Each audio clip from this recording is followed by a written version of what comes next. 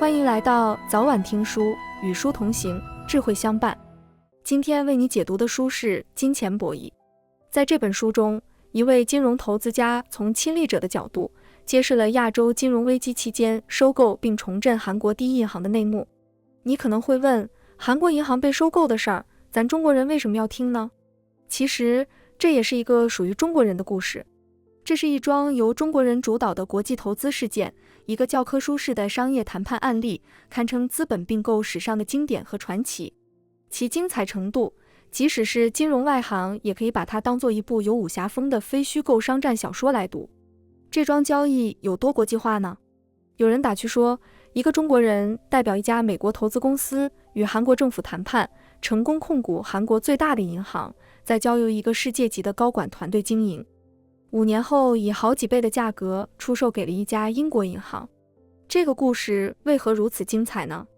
这是一个真实的故事，但它融合了众多不可多得的商战元素，经济危机、政商博弈、民族情绪、媒体战场、情报窃听。在宏大背景下，谈判桌上波澜迭起，各路人马交错复杂，不少人是一口气读完，感慨万千。资深电影人、欢喜传媒集团主席董平曾说，这起收购案的焦灼激烈程度不亚于一部电影，是另一个角度的韩国电影《国家破产之日》，更像20世纪50年代的美国电影《12怒汉》。这笔收购案中领衔的中国人是谁呢？你可能也已猜到了，他就是这本书的作者单伟建。单伟建先生可以说是改革开放后最早一批活跃在国际舞台上的中国投资家之一。你可能想不到的是，作者职业生涯的起点。他曾是内蒙古生产建设兵团的新兵，在戈壁滩上挖过渠、开过荒，人生经历带着特有的时代烙印。那段激情燃烧的岁月被他写进了另一本回忆录《走出戈壁》。他突破艰苦和闭塞的环境，实现了大学梦，还远渡重洋，在美国读完硕士和博士，那又是一段传奇故事。商学院博士毕业后，单伟建在美国常春藤谋得教职，成为宾夕法尼亚大学沃顿商学院的教授，在那里教了6年的企业管理。后来，他想要尝尝实干的滋味，在市场中转化知识的价值，投身金融界，成为投资人。他先是在1993年加入美国摩根银行任中国首席代表，1998年亚洲金融危机中转投买方市场，加盟美国新桥投资公司。后来他成为泰蒙投资集团的创始人之一。在韩国第一银行收购案后，单伟建又接着率队收购了深圳发展银行的控制权，创造了外资在新中国控股一家全国性商业银行的历史。这2个项目后，他收获了中国 PE 之王的美誉。这本书记述的就是作者在新桥投资公司时期经手的第一笔银行收购案。在投资上，这本书有不少看点。首先，股权并购动辄就是大买卖，很少有交易细节被公之于众，更没有亲历者一五一十。耐心地讲述事件的来龙去脉，作者填补了这类空白。其次，在投资界，人们都热衷于谈论成功的投资事件，而对于退出，也就是到底最后是赔了赚了，往往不甚了了。而这本书通盘交代了买入与卖出，用时间印证了投资的结果。对于投资圈来说，这是一桩值得参悟的复杂交易，提供了能让人置身其中的案例复盘。而对于圈外人来说，也可以一窥国际投资机构金融运作的神秘内幕。从这个资本的高端局中，你也可以找到生意或工作上的共鸣，比如在先发优势并不突出的情况下，如何从竞争者中胜出，赢得一桩重大交易。刚拿到这本书，和读过这本书的感受很不一样。我想说，金钱博弈是一本容易被书名错过的好书，像这类气势磅礴的书名，可能会让人感觉名大于实，而这本书写的诚恳、实在。或许这本书的英文版书名 Money Games 更符合一种淡看风云、却话往昔的心境。单伟建先生舒畅的文笔也与这场充满戏剧性的商战角逐相得益彰。下面，我们就一起跟随作者来回顾这桩资本并购史上的经典交易。我将带你从交易事件的背景、过程和启示3个方面，一步步深入韩国第一银行的并购案。好，我先带你重温一下这桩收购事件的背景。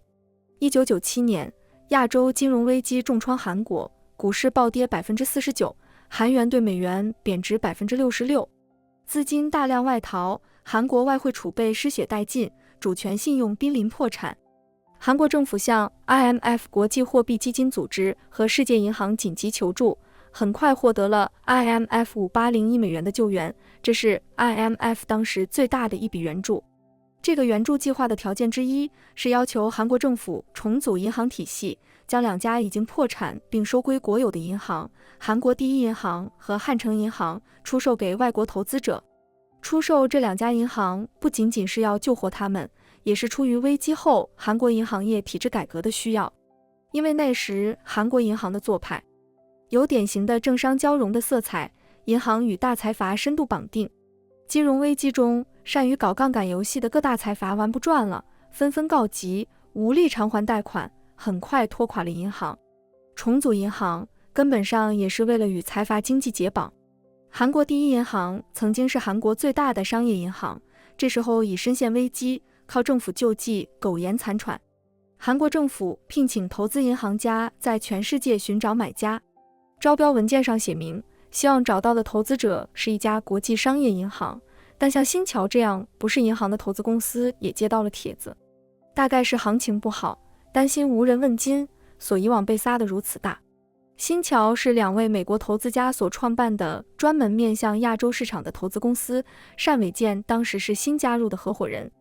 一开始，单伟健对于这个项目不以为意，很显然，如他所说，哪个疯子会愿意在最糟糕的经济危机之中把钱投入一个失败的经济体，买一个失败的银行呢？合伙人告诉单伟健，这事儿应该问问老板庞德曼，因为他最懂银行。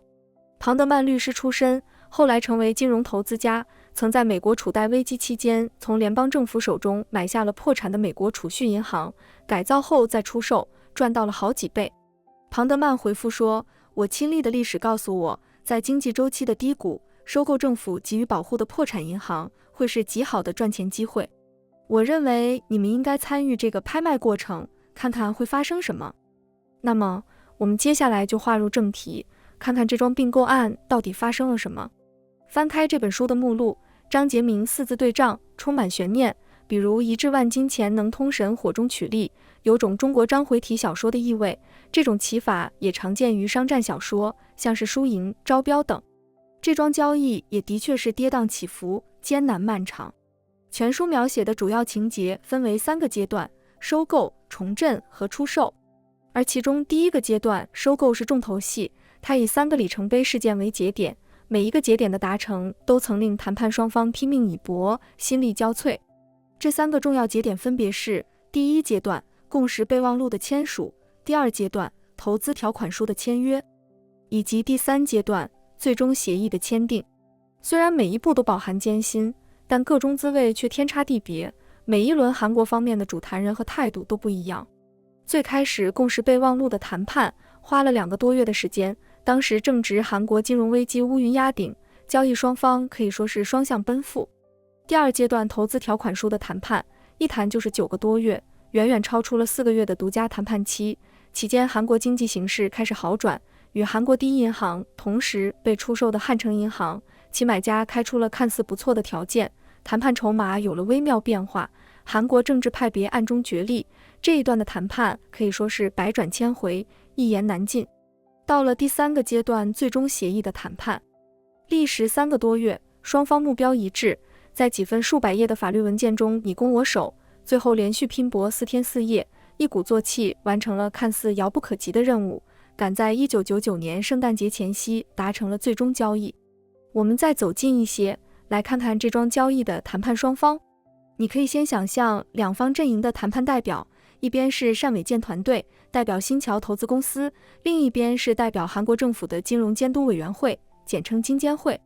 他们的身边还分别陪伴着各自的顶级顾问团队，新桥这边有财务顾问雷曼兄弟，会计顾问安永，战略顾问贝恩，法律顾问美国嘉利律师事务所和韩国金章律师事务所，以及后来聘请的韩国政治顾问、政治说客等。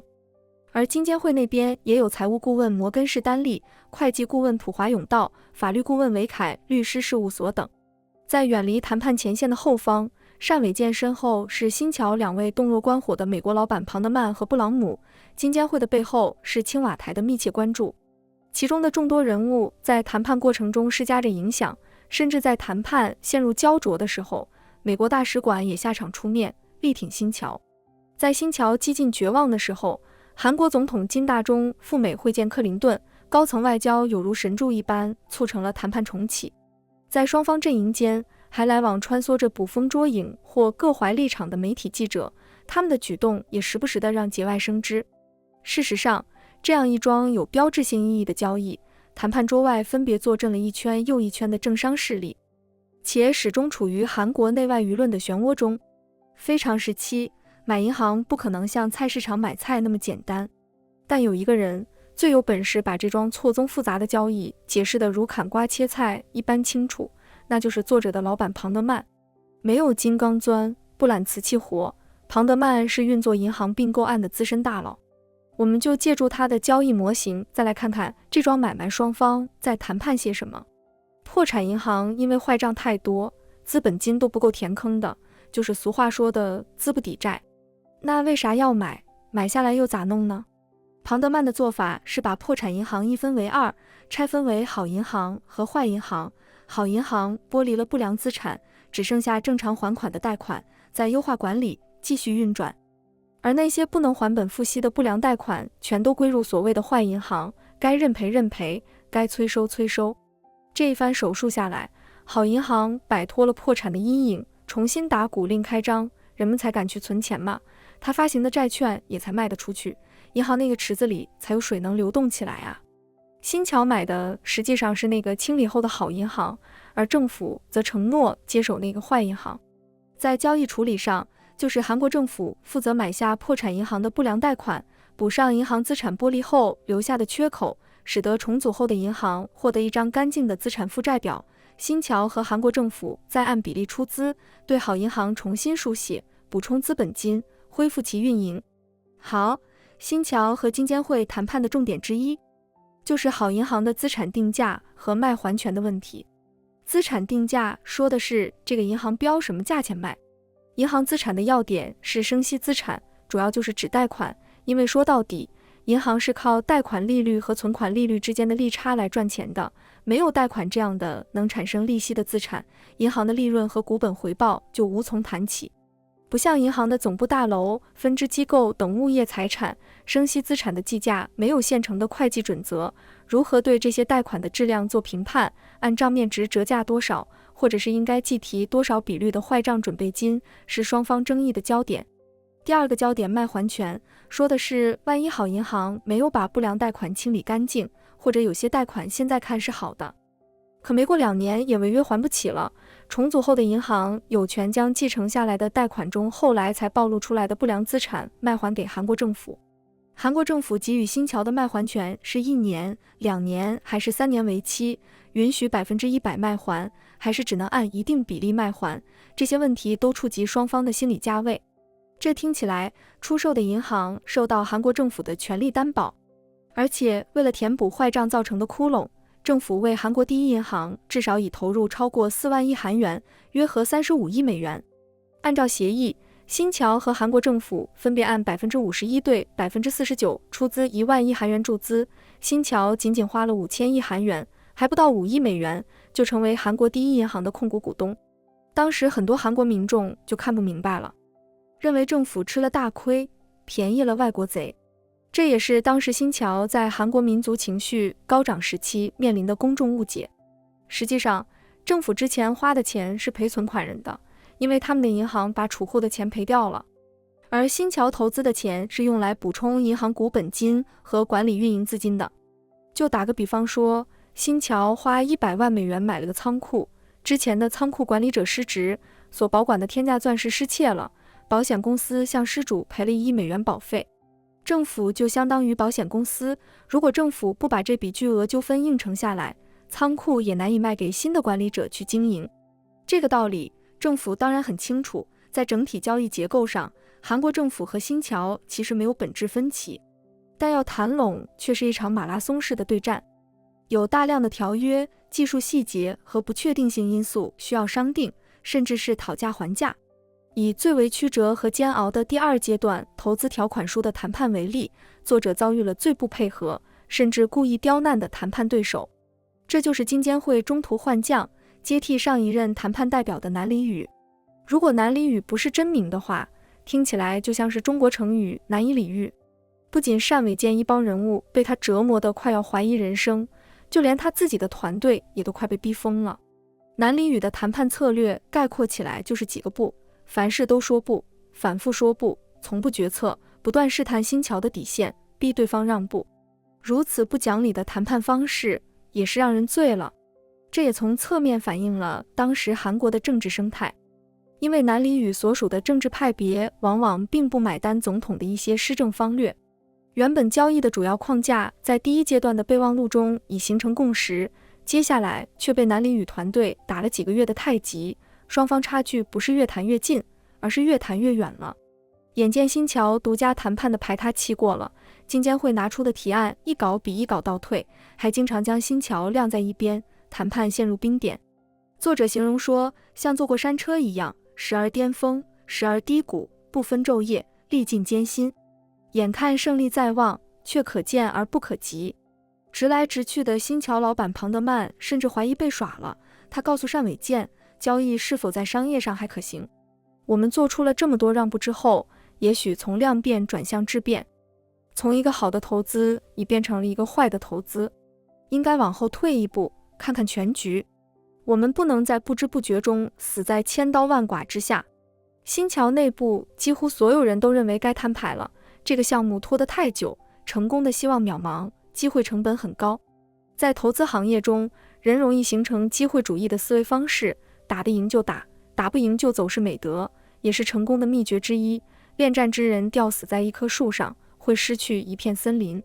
合伙人也逗闷子说，即使最终我们收购失败，也不是一无所获，至少我们得到了一个情节异常曲折的剧本的版权。当时新桥也许只剩下一个人在坚守，那就是单伟建。甚至有发送工作备忘录习惯的他，在最后都不再将修改的协议发给老板，因为不想让团队知道他还在与金监会周旋。事情的转机也在暗中酝酿，甚至最后在不可思议间发生。金监会主席李宪载，也就是南里宇的顶头上司，面对青瓦台对第一银行收购案进度的质询，迫于压力亲自下场，绕开了南里宇与新桥团队谈判。其实庞德曼也心知肚明，要完成这项交易，青瓦台必须参与。韩国总统金大中后来在接见新桥公司时也表示，改造这家银行是我本人经济改革计划的核心。国际社会当时将韩国第一银行的出售视为检验韩国经济改革决心的试金石。李宪载当时的处境其实很艰难，他后来在回忆录中写道，他曾收到总统机要秘书的传真，要求配合在总统访问美国之前完成交易。办事不力，位子不保，但如果完成交易，他很可能会背上卖国贼的骂名。因为无论他谈成的条件对韩国多么有利，将来时过境迁，经济危机不在，就会有人秋后算账，说他贱卖国家资产。那时没人会记得曾经的韩国第一银行是个卖都卖不出去的烂摊子。所以李宪载对自己的亲信说，如果我卖掉这家银行，我就完蛋了，如果不卖，国家麻烦了。在进退两难中，李宪载的谈判态度也是阴晴不定，有时甚至出尔反尔，令人费解。但好在他是讲理的，也有大将风度，甚至赢得了单伟建不少的敬意。为了避开韩国国内无处不在的监听，李宪载和新桥还大费周章，将高层会面的地点改在千里之外的中国香港。李宪载的身份不便大张旗鼓地坐在谈判桌前，新桥和他之间复杂的沟通有赖于一位中间人的传递，那就是韩国金章律师事务所的高级合伙人玄弘柱。玄弘柱曾担任韩国驻联合国大使和韩国驻美大使，是一位资历深厚的外交家，人称玄大使。在玄大使不遗余力的穿针引线和撮合下，双方才免于谈崩。最后在单伟建都已心如止水，准备坐飞机离开时，玄大使把他叫了回来，告诉他已代为谈妥了几乎所有未决的问题。签约仪式就在次日，签订投资条款书的那一刻，双方就像在签署停战协议。投资条款书已具有法律约束力，意味着交易已锁定。之后，新桥谈判的对象换为韩国存款保险公司，与金监会时期的谈判格调截然不同。韩国存款保险公司的团队友好坦率，就连借调来交接工作的南里宇的部下也像变了个人。此前这人无事生非，作者有几次都想把手伸过谈判桌掐他的脖子，这回他却非常友善。之前各为其主，而此时大局已定，双方的目标都是尽快达成最终协议。新桥与韩国存款保险公司经过3个多月夜以继日的艰苦谈判，终于完成了交易的法律文件。最终协议签署的那一天，气氛也不同于几个月前那次沉闷的签约。双方彻夜未眠，却都容光焕发，兴高采烈，媒体也蜂拥而至，现场掌声雷动。新闻发布会结束后，单伟健打电话给他的美国老板庞德曼，说我们签约了。那头说恭贺，然后不打顿地加上一句，现在真正困难的部分开始了。电话这头的单伟健笑了，是啊，因为新桥要重建韩国第一银行，考验投后管理能力的一场硬仗又开始了。世界著名私募投资公司 KKR 的创始人之一亨利·克拉维斯喜欢说，任何傻子都能收购公司，而在收购后发生了什么才是最重要的。意思就是说，只要肯出价，花钱谁不会？赚钱才是真正的本事。有一本书叫《拯救太阳》，太阳指的是日本，日本的国旗就是太阳旗。书中讲的是一个相似的故事，亚洲金融危机时，日本长期信用银行破产，日本政府将其出售给美国投资公司。这桩交易后来让一些投资者被套牢20年，赔了不少钱。新桥接手韩国第一银行后，组建了新的董事会，新的管理团队是新桥和猎头从全球物色的银行家，大刀阔斧的重建工作启动了。改革的主要举措包括：一是优化贷款结构，提高消费信贷在银行资产中所占的比重。消费贷款每一笔规模都很小，但利率比企业贷款高，可以分散风险，提高利润率。二是建立先进的风控管理体系，在韩国最早引入了大数据等信息技术手段，来使风控模型更科学，同时让批贷效率极大提升。三是调整分行业务职能，贷款的审批权收归总行，总行统一把关标准，分行专注于销售，全力拓展市场规模。四是创新信贷产品，例如打破韩国只有通常3年短期房贷的惯例，推出最长30年的按揭贷款。这一举措让很多韩国年轻人买得起房，大受市场欢迎。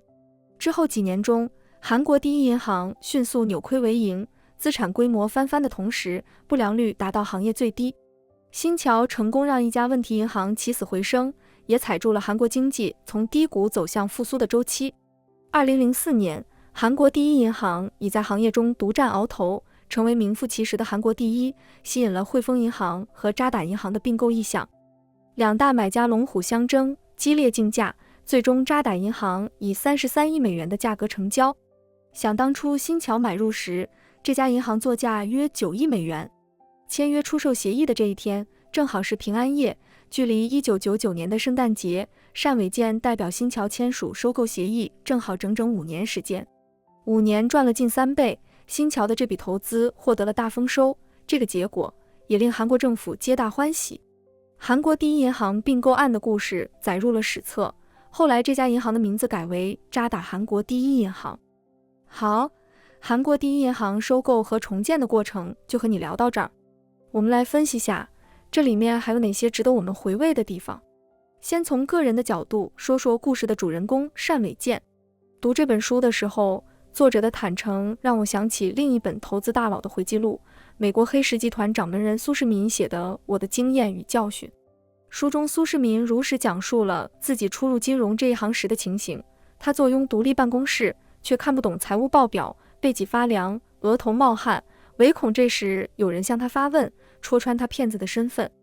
单伟健加盟新桥的时候，其实差不多还是 PE 的门外汉，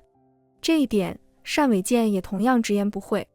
庞德曼第一次面试单伟健时，就知道这个家伙对私式股权投资根本一窍不通。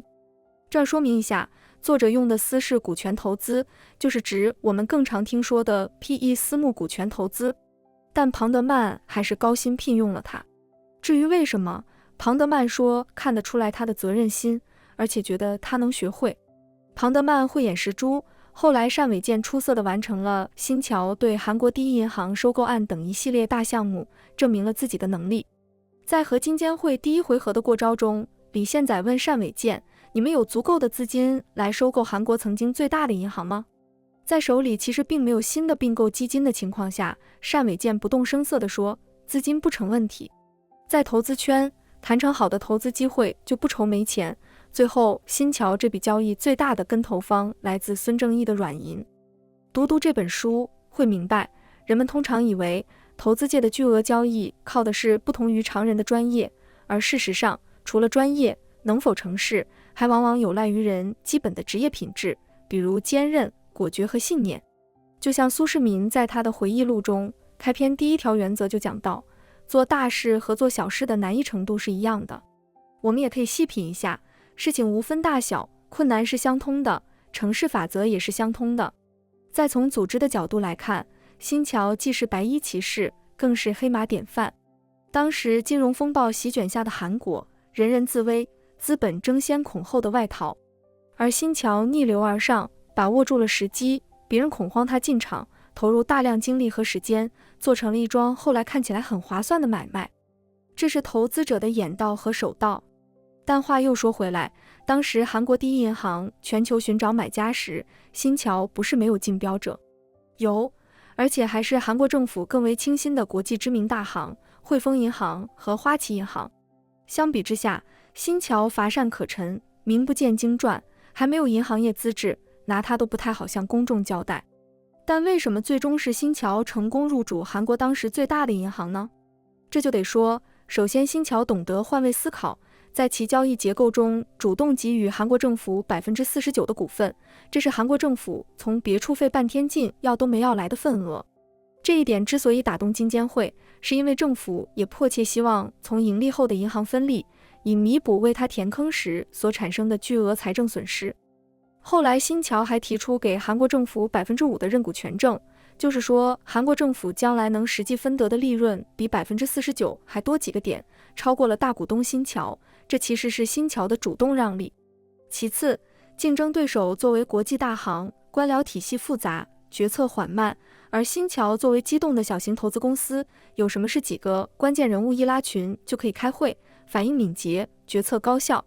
并且新桥的谈判有典型的美式风格，金监会和其他买家打完交道后才懂得，还是新桥都放明面上，不藏着掖着，最实在。最后从国家的角度来看，韩国第一银行收购案从一个侧面反映了在全球经济一体化背景下，国家经济开放所面对的机遇和挑战。金融是国家经济的命脉，而第一银行被看成是国家王冠上的宝石，对外资开放国有银行的控制权，于中央政府来说是极大的挑战，也面临着巨大的争议。韩国出售第一银行实属迫不得已，但事实证明迈出这一步很关键。新桥的投资带来了示范效应，原本少有人问津的韩国市场重新受到国际资本的关注，真是没人买的不香，有人要的才香。更为重要的是，被收购后的韩国第一银行与国际信贷文化接轨，不靠关系，不靠政策，而看客户还款能力放贷，重塑了风控和管理体系，成为激活韩国银行业变革的那条鲶鱼。这也是为什么韩国第一银行的重建过程中，获得变革经验是比重或经营利润更为重要的目的和价值。开放交融终究是世界发展的大事，不在危机时刻，而能主动思辨，有意识地引入全球先进经验，这就将是更大的国家智慧。好了，金钱博弈这本书的精华内容就和你分享到这儿。合上此书时，我很感慨单伟建先生留下了如此详细、清晰的交易记录，并且向公众和盘托出。作为曾经的商学院教授，他以切身经历写成了一本商业案例。时隔20年，谈判过程娓娓道来，还可以精确到几月几日、几点几分，实在是让人叹服作者的工作习惯。在紧张的谈判工作中，单伟建有2项习惯始终没有落下，那就是跑步和写备忘录。我们可以体会一下，每天与金监会斗上10几个小时，然后还要花上几个小时来写详细的内部通报，或是就着美国团队的时差，在汉城时间通宵开会之后，早上仍坚持跑步。